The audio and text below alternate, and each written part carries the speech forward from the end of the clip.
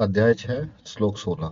नात्य सत्वस्तु योगी अस्ति है न चेकांत मन श्रतः न चाति स उपनशीलस्य जाग्रतो नेव चार्जुन। अर्थात हे अर्जुन, यह योग न तो बहुत खाने वाला का, न बिल्कुल न खाने वाले का, न बहुत शयन करने के स्वभाव वाले का, न सदा जागने वाले का सिद्ध होता है। प्रश्न, यहाँ योग शब्द किसका वाचक है? उत्तर, परमात्मा की प्राप्ति के जितने भी उपाय हैं सभी का नाम योग है, किंतु यहाँ ध्यान योग का प्रसंग है, इसलिए यहाँ योग शब्द को उस ध्यान योग का वाचक समझना चाहिए जो संपूर्ण दुखों का आत्यंतिक नाश करके परमानंद और परम शांति के समुद्र परमेश्वर की प्राप्ति करा देने वाला है। बहुत खाने वाले का और बिल्कुल भी न खाने वाले का ध्यान योग क्यों नहीं सिद्ध होता? प्रश्न, बहुत खाने वाले और बिल्कुल ही न खाने वाले का ध्यान योग क्यों नहीं सिद्ध होता? उत्तर, ठूस ठूस कर खाने से नींद, आलस्य बढ़ जाते हैं, साथ ही पचाने की शक्ति से अधिक पेट में पहुंचा हुआ अन्न भांति भांति के रोग उत्पन्न करता है। इसी प्रकार जो अन्न का सर्वदा त्याग करके कोरे उपवास करने लगता है, उसकी इंद्रियां, प्राण और मन की शक्ति का बुरी तरह ह्रास हो जाता है। ऐसा होने पर न तो आसन पर ही स्थिर हो रूप से बैठा जा सकता है और न परमेश्वर के स्वरूप में ही मन लगाया जा सकता है। इस प्रकार ध्यान योग के साधन में विघन उपस्थित हो जाता है। इसलिए ध्यान योगी को न तो आवश्यकता से और पचाने की शक्ति से अधिक खाना ही चाहिए और न कोरा उपवास ही करना चाहिए। प्रश्न, बहुत सोने वाले और सदा जागने वालों का ध्यान योग सिद्ध नहीं होता, इससे क्या हेतु है? उचित मात्रा में नींद ली जाए तो उससे थकावट दूर होकर शरीर में ताजगी आती है, परंतु वही नींद यदि आवश्यकता से अधिक ली जाए तो उससे तमोगुण बढ़ जाता है, जिससे अनवरत आलस्य घेरे रहता है और स्थिर होकर बैठने में कष्ट मालूम होता है। इसके अतिरिक्त अधिक सोने में मानव जीवन का अमूल्य समय तो नष्ट होता ही है।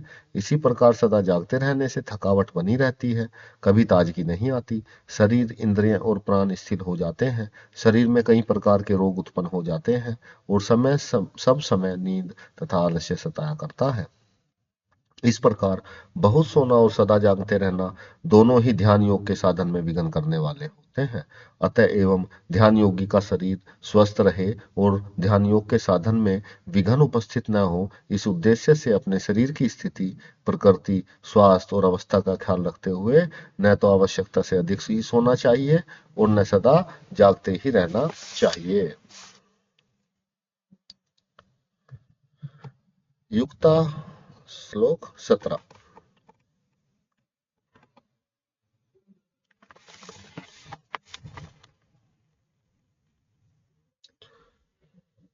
युक्ताहार विहारस्य युक्त चेष्टस्य कर्मसु युक्त स्वप्नावबोधस्य योगो भवति दुःखः। अर्थात दुखों का नाश करने वाले योग तो यथा योग्य आहार विहार करने वालों का, कर्मों में यथा योग्य चेष्टा करने वालों का, यथा योग्य सोने तथा जागने वालों का ही सिद्ध होता है। प्रश्न, युक्त आहार विहार करने वालों को किसे कहते हैं? उत्तर, खान पान की वस्तु का नाम आहार है और चलने फिरने की क्रिया का नाम विहार है। ये दोनों जिसके ही उचित स्वरूप में, उचित परिमाण में हो, उसे युक्त आहार विहार करने वाला कहा करते हैं। खाने पीने की वस्तुएं ऐसी होनी चाहिए जो अपने वर्ण और आश्रम धर्म के अनुसार सत्य और न्याय के द्वारा प्राप्त हो, शास्त्रानुकूल और सात्विक हो, रजोगुण और तमोगुण को बढ़ाने वाली न हो, पवित्र हो, अपनी प्रकृति, स्थिति और रुचि के प्रतिकूल न हो तथा योग साधन में सहायता देने वाली हो। उनका परिमाण भी उतना ही परिमित होना चाहिए जितना अपनी शक्ति स्वस्थ साधन की दृष्टि से हितकर एवं आवश्यक हो। इसी प्रकार घूमना फिरना भी उतना ही चाहिए जितना अपने लिए आवश्यक हो और हितकर हो। ऐसे नियमित और उचित आहार विहार से शरीर, इंद्रियां और मन में सत्व गुण बढ़ता है तथा उनमें निर्मलता, प्रसन्नता और चेतनता की वृद्धि हो जाती है, जिससे ध्यान योग सुगमता से सिद्ध होता है। प्रश्न, कर्मों में युक्त चेष्टा करने का क्या भाव है? उत्तर, वन, आश्रम, अवस्था, स्थिति और वातावरण आदि के अनुसार जिसके लिए शास्त्र में जो कर्तव्य कर्म बतलाए गए हैं उन्हीं का नाम कर्म है। उन कर्मों का उचित स्वरूप में और उचित मात्रा में यथायोग्य सेवन करना ही कर्मों में युक्त चेष्टा करना है।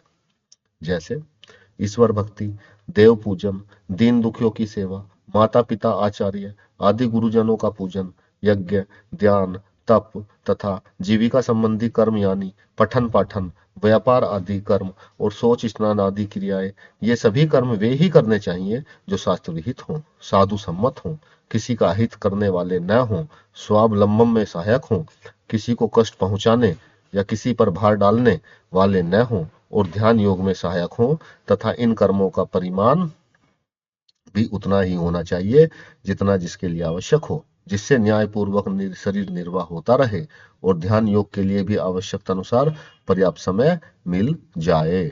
ऐसा करने से शरीर, इंद्रियां और मन स्वस्थ रहते हैं और ध्यान योग सुगमता से सिद्ध होता है। प्रश्न, युक्त सोना और जागना क्या है? दिन के समय जागते रहना, रात के समय पहले तथा पिछले पहर में जागना और बीच के 2 पहरों में सोना, साधारणतया इसी को उचित सोना जागना माना जाता है। तथापि यह नियम नहीं है कि सबको बीच के 6 घंटे सोना ही चाहिए। ध्यान योगी को अपनी प्रकृति और शरीर की स्थिति के अनुकूल व्यवस्था कर लेनी चाहिए। रात को 5 या 4 ही घंटे सोने से काम चल जाए, ध्यान के समय नींद या आलस्य न आवे और स्वास्थ्य में किसी प्रकार गड़बड़ी न हो तो 6 घंटे न सोकर 5 या 4 ही घंटे सोना चाहिए। युक्त शब्द का यही भाव समझना चाहिए कि आहार विहार कर्म सोना और जागना शास्त्र से प्रतिकूल न हो और उतनी ही मात्रा में हो जितनी जिसकी प्रकृति, स्वास्थ्य और रुचि के ख्याल से उपयुक्त और आवश्यक हो। प्रश्न, योग के साथ दुखा विशेषण देने का क्या अभिप्राय है? उत्तर, ध्यान योग सिद्ध हो जाने पर ध्यान योगी को परमानंद और परम शांति के अनंत सागर परमेश्वर की प्राप्ति हो जाती है, जिससे उसके संपूर्ण दुख अपने कारण सहित सदा के लिए नष्ट हो जाते हैं। फिर न तो उसे कभी भूलकर भी जन्म मरण रूप संसार दुख का सामना करना पड़ता है और न उसे कभी स्वप्न में चिंता, शोक, भय, द्वेष, उद्वेग आदि ही होते हैं।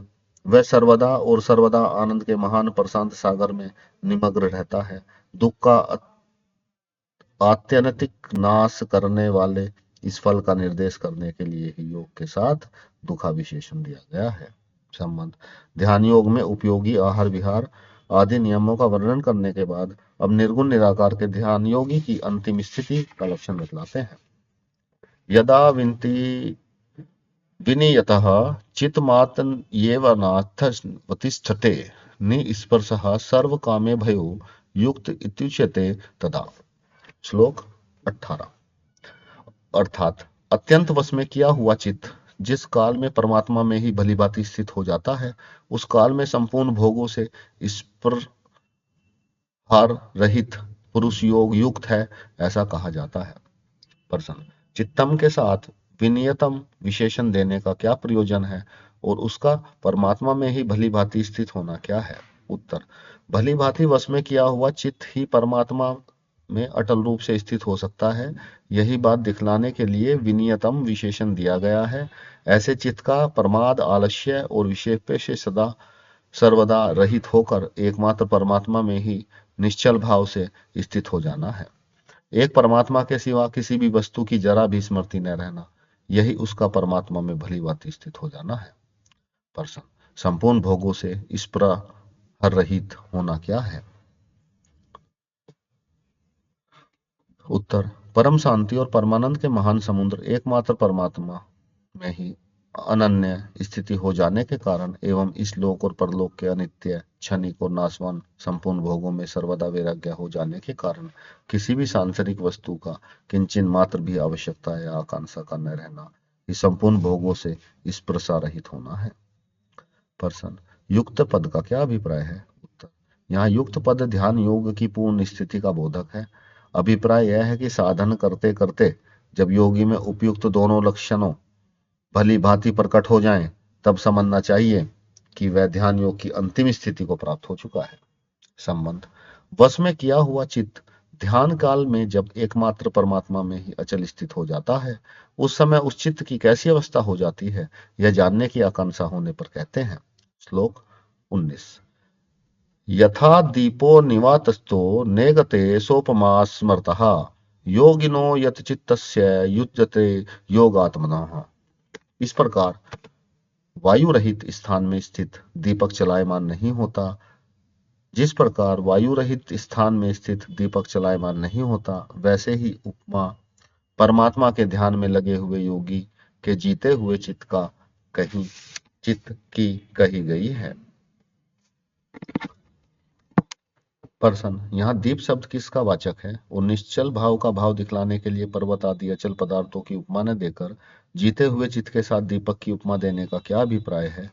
उत्तर, यहाँ दीप शब्द प्रकाशमान दीप शिखा का वाचक है। पर्वत आदि पदार्थ प्रकाशहीन है एवं स्वभाव से ही अचल हैं, इसलिए उनके साथ चित्त की समानता नहीं है। परंतु दीप शिखा चित्त की भांति प्रकाशमान और चंचल है, इसलिए उसी के साथ मन की समानता है। जैसे वायु न लगने से दीप शिखा हिलती डुलती नहीं, उसी प्रकार वश में किया हुआ चित्त भी ध्यान काल में सब प्रकार से सुरक्षित होकर हिलता डुलता नहीं, वह अविचल दीप शिखा की भांति समभाव से प्रकाशित रहता है। इसलिए पर्वत आदि प्रकाश रहित अचल पदार्थों की उपमा न देकर दीपक की उपमा दी गई है। प्रश्न, चित्त के साथ यत शब्द न जोड़कर केवल चितस्य कह देने से भी वही अर्थ हो सकता था, फिर यत चितस्य के प्रयोग करने का क्या अभिप्राय है? उत्तर, जीता हुआ चित्त ही इस प्रकार परमात्मा के स्वरूप में अचल ठहर सकता है, वश में न किया हुआ नहीं ठहर सकता। इसी बात को दिखलाने के लिए यत शब्द दिया गया है। संबंध, इस प्रकार ध्यान योग की अंतिम स्थिति को प्राप्त हुए पुरुष के और उसके जीते हुए चित्त के लक्षण बतला देने के बाद अब 3 श्लोकों में ध्यान योग द्वारा सच्चिदानंद परमात्मा को प्राप्त पुरुष की स्थिति का वर्णन करते हैं। श्लोक 20, यत्रो परमतेः चितम निरुद्धम योग सेवा यत्र चेवात्मात्मनम पश्यानात्मनि तुष्यति। अर्थात योग के अभ्यास से निरुद्ध चित्त जिस अवस्था में उपराम हो जाता है, जिस अवस्था में परमात्मा के ध्यान से शुद्ध हुई सूक्ष्म बुद्धि द्वारा परमात्मा को साक्षात करता हुआ सच्चिदानंद घन परमात्मा में ही संतुष्ट रहता है। प्रश्न, योग सेवा शब्द किसका वाचक है और योग सेवा से होने वाले निरुद्ध चित्त का क्या अभिप्राय है? उत्तर, ध्यान योग के अभ्यास का नाम योग सेवा है। उस ध्यान योग का अभ्यास करते करते जब चित्त एकमात्र परमात्मा में ही भली भांति स्थित हो जाता है, तब वह निरुद्ध कहलाता है। प्रश्न, इस प्रकार परमात्मा के स्वरूप में निरुद्ध हुए चित्त का उपरत होना क्या है? उत्तर, जिस समय योगी का चित्त परमात्मा के स्वरूप में सब प्रकार से निरुद्ध हो जाता है, उसी समय उसका चित्त संसार से सर्वदा उपरत हो जाता है।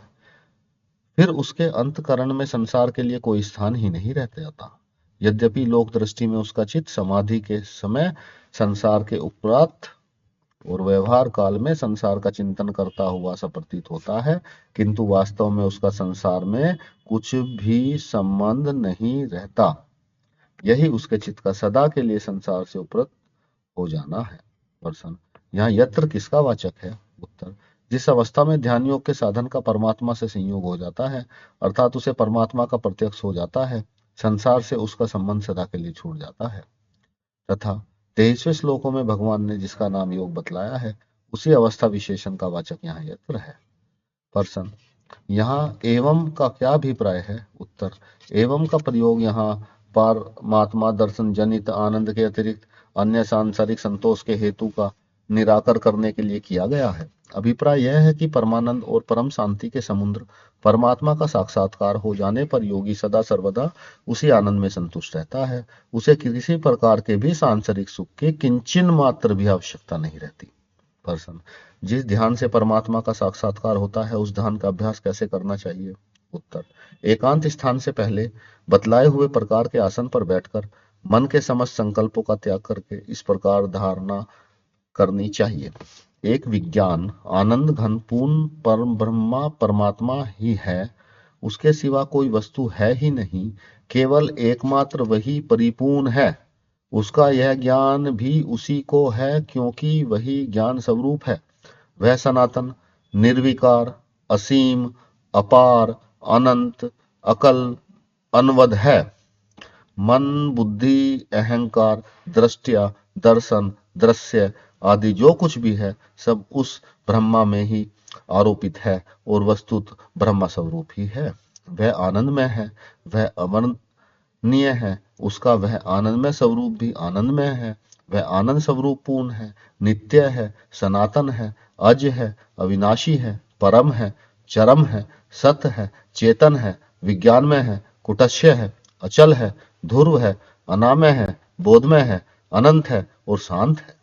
इस प्रकार उसके आनंद स्वरूप का चिंतन करते हुए बार बार ऐसी दृढ़ धारणा करते रहना चाहिए कि उस आनंद स्वरूप के अतिरिक्त और कुछ है ही नहीं। यदि कोई संकल्प उठे तो उसे भी आनंद में से ही निकला हुआ आनंद में ही समझकर आनंद में ही विलीन कर दें। इस प्रकार धारण करते करते जब समस्त संकल्प आनंद में बोध स्वरूप परमात्मा में विलीन हो जाते हैं और एक आनंद घन परमात्मा के अतिरिक्त किसी भी संकल्प का अस्तित्व नहीं रह जाता, तब साधक की आनंदमय परमात्मा में अचल स्थिति हो जाती है। इस प्रकार नित्य नियमित ध्यान करते करते अपनी और संसार की समस्तता जब ब्रह्मा से भिन्न हो जाती है, तब सभी कुछ परम मानंद और परम शांति ब्रह्मा बन जाता है। तब साधक को परमात्मा का वास्तविक साक्षात्कार सहज ही हो जाता